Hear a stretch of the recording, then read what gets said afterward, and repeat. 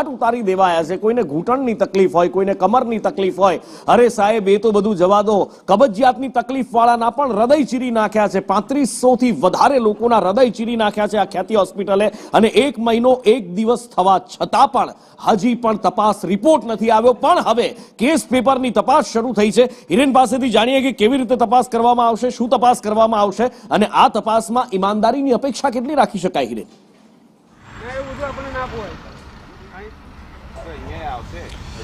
जो 4000 જેટલા total operation આ ખ્યાતિ હોસ્પિટલે કરેલા છે, અથવા તો એના જે ક્લેમ આવેલા છે રાજ્યના આરોગ્ય વિભાગ પાસે, NHM પાસે, આ ટીમે આ તમામ ક્લેમ જે આવેલા છે એની તપાસ શરૂ કરી છે। જે પૈકી અત્યાર સુધીમાં લગભગ મોટા ભાગની કામગીરી પૂર્ણ કરવામાં આવી છે। આરોગ્ય વિભાગની સાથે અમદાવાદ ક્રાઇમ બ્રાન્ચની ટીમ પણ કેટલીક બાબતો ચકાસણી કરી રહી છે।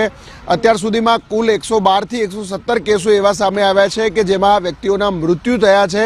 આવા મૃત્યુવાળા કેસોમાં પણ ઘણા બધા, એટલે કે 50% કરતાં વધુ કેસો જે સ્ટેટ હેલ્થ ઓથોરિટી જે છે કે જે આખું સંપૂર્ણ મોનિટરિંગ કરે છે PMJAYનું, એને શંકાસ્પદ કેસો લાગ્યા છે, અને એટલા જ માટે 70 કરતાં વધુ આ કેસો એવા છે, ને એ તમામ કેસો માટેની તેમની ડિટેલિંગ ફાઇલ છે।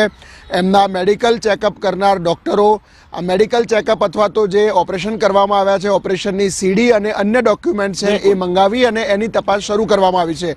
જો એની અંદર પુરવાર થશે કે આ ઓપરેશન પણ ખોટા કરવામાં આવ્યા છે તો એની સામે કાર્યવાહી અને જે પૈસા ચૂકવ્યા છે એની રિકવરી માટેની પણ પ્રોસેસ શરૂ કરવામાં આવી છે।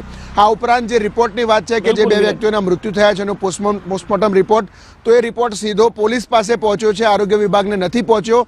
આરોગ્ય વિભાગે પણ આ પોસ્ટમોર્ટમ રિપોર્ટ મેળવવા માટે પોલીસને પત્ર લખ્યો છે। ચાલો જોઈએ હવે શું